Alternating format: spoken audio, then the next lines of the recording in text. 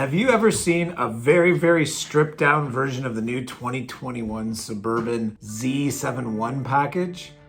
Well, I haven't, and the reason that I have is because due to some pretty major constraints right now at GM dealers, vehicles that were ordered 6 to 8 weeks ago are now arriving on dealership lots.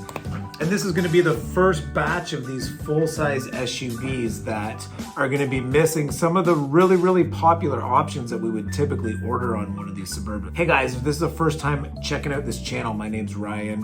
I'm a Chev dealer, GM dealer in Alliston, Ontario. And if you want more content like this, make sure you hit the subscribe video. Okay, so we just got this Suburban off the truck maybe 2 days ago. It's actually tentatively sold. That's why I want to do this video before they pick it up. But I'll just walk you through what it has on it, but more importantly, what it doesn't have on it. So this SUV is listing out at Canadian $76,900, which sounds pretty cheap considering every Z71 Suburban we received prior to this was well over 80. Again, this is Canadian, not American. The only options we were able to add to this SUV was a sunroof and second row bucket seats. If not, it's just going to come with the standard bench.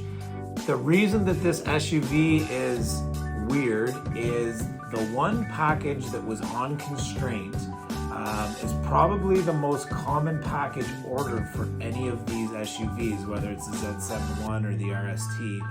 It's called the luxury package. It's WPL is the code. This has been on constraint for some time, and it was really scary ordering these vehicles without it because we were so used to it. When you're buying an SUV that's going to be over $70,000, I'll just walk you through a couple of the things you're going to be missing.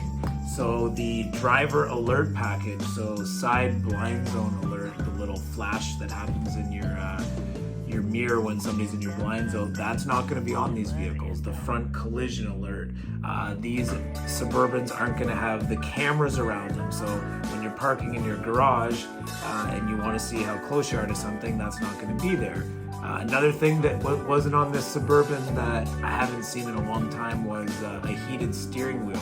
Maybe if you live in California, that's not a big deal, but here in Ontario, anybody buying a luxury or an SUV of this size or price, this is going to be something that could be a deal breaker. What else? The third row seat. I'm 5'8", and for me, this third row seat wouldn't work. When we're ordering luxury package and a lot of these, power packages for the seats, you're going to have the ability to push a button and that third row seat is going to come down. Really easy, super convenient. If you're putting that seat up and down all the time, this is something you probably want. On this Suburban, you're going to be using that tether strap, and for someone like me, I can't reach the tether, so I'm going to have to jump in the back of the vehicle to basically put that seat down. Also, the second row buckets aren't power, they're just manual. You're not going to be able to push a button and fold them up and down. Another thing with the luxury package is a lot of the other packages you can add to a Suburban, they require the luxury package. So there's like an off-road capability package, which gives you max tow and magnetic ride. You're not going to be able to get it on this. So the SUV from the outside looks amazing. You're not going to be able to tell that there's any constraints on this. It's when you get inside the vehicle. Now, a customer that we had yesterday is coming out of a Pathfinder that was kind of a base model. So for them, I mean, I guess they're cool with, getting the price down for things they don't need. But if you're shopping for a Suburban or a Yukon, the second half of this 2021 year, there's going to be some really weird builds out there. So stay tuned. I'm happy to share our experience with it. We're still selling them. I've got some LT Suburbans that are going to show up, and we've been getting phone calls on them. But I'm really interested to see what some of the customers who are coming out of maybe an SLT or an LTZ, when they jump into the Burb and it doesn't have heated steering wheel, is it going to be a deal breaker? Thanks for checking out the channel. Again, I'm Ryan. Thanks, guys. We'll see you soon.